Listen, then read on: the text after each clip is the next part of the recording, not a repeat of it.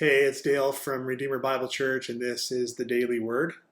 Today is Thursday, May the 14th, and we are in Luke chapter 20 still. And what we're finding is that we still have Jesus being followed by the religious people of the day. And they're still trying to be cunning, and they're still trying to be um, uh, divisive, and they're still trying to catch Jesus in making mistakes and get him to break the law, to expose him as a false teacher. And obviously, Jesus was not a false teacher. He was God. So everything that came out of his mouth was truth. The one thing I love about chapter 20 in whole, and really the rest of the Passion Week, as Jesus heads into the time of the Last Supper, and then into obviously the trial, and then even the crucifixion, is that every time Jesus is confronted by somebody, especially a religious leader, but he also did this with Pilate. Anytime somebody confronts him and tries to challenge his authority, his wisdom outshines their lack of wisdom and their lack of knowledge. To understand that the religious people of the day especially were they weren't ignorant of the word, but they didn't care about context, and they did not care about the heart behind the word. By the time Jesus is on the scene, we've got thousands of years of a religious system that added to and added to and added to God's law. And they built upon God's law with man's law. And here we have Jesus in chapter 20 being confronted by the scribes about the resurrection, about marriage, and what that means if a husband marries a widow, and in heaven, who's really the husband there.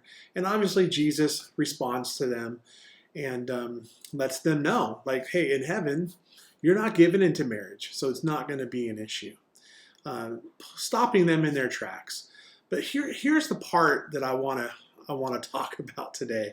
Jesus, with the scribes there, and I'm assuming that it's not really in the text, but I'm assuming there are a crowd of people here, right? In verse 45, Jesus turns to his disciples right in front of the scribes and in front of everybody else. And what does he say? Beware of the scribes. Beware of the religious people. And he goes even further. Not only does he say beware, he tells you why. They take advantage of widows.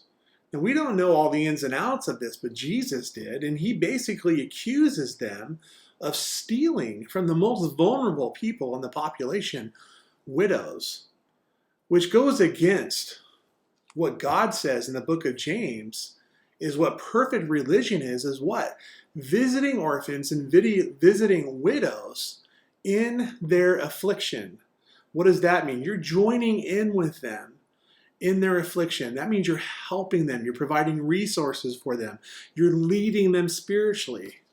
And what Jesus says here, beware of the scribes. Why? Well, what does he say? They like to walk around in long robes, and they love greetings in the marketplaces. They love to be seen in front of other people, decked out in their religious garb. They get the best seats in the synagogues. They're the places of honor in the feast. And then he lays it out. Who devour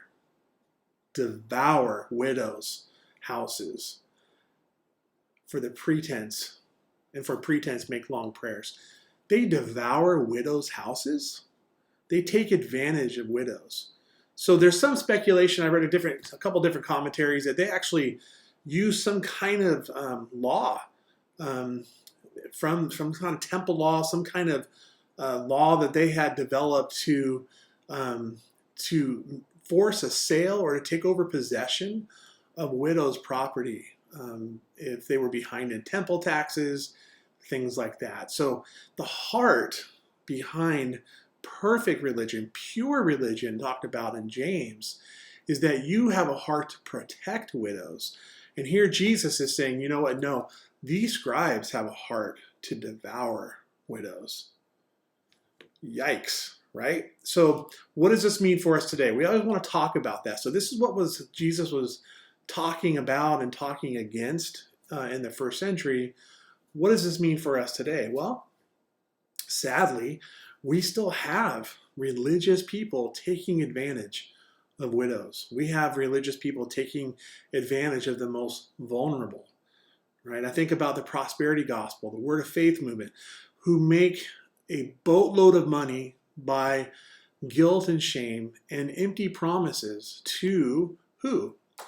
The most vulnerable in our population. So pure religion, perfect religion that we talk about that is revealed in James, it's James 1:27 to be exact, is that we have a heart to protect orphans and widows, not to devour them. So Jesus, being who he is, right in front of the scribes, tells his disciples, beware. And you know what? That scripture speaks loudly to us today.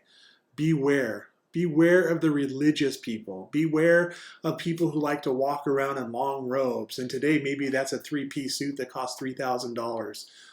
Beware. Don't be attracted to those things. Don't be fooled by the appearance of a religious leader. Follow Christ. He is your only hope, and he's the only one that is going to lead you where you need to go, not the religious leaders. This has been the Daily Word. Join us again tomorrow for more. We'll see you then.